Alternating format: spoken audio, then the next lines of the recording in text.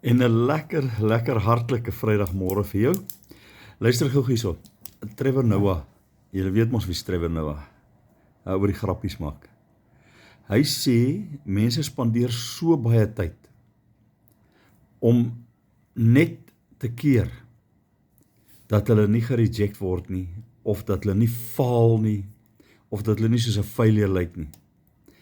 Maar hy sê, in steede van om al daai tyd te spandeer, moet mense liewer tyd spandeer in in dit waaroor hulle later gaan spyt wees.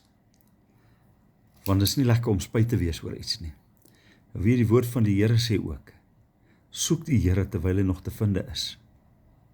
Jy al gedink hoe spyt gaan jy wees, as jy besef, God het sy bruid kom al, hier was hy saam nie. Dan gaan jy lekker spyt wees. So spandeer liewer tyd met dit waaroor jy gaan spyt wees en hou dit reg, as om tyd te spandeer oor goedjies soos failure en dat die mense jou nie gaan like nie, sulke goetertjies. Spandeer tyd met God waar dit belangrik is vir ewig. Here, baie dankie dat ons tyd kan spandeer met God, want ons het nog tyd om te spandeer met God. Amen. Baie lekker naweek vir jou, gaan geniet hom. Bye bye.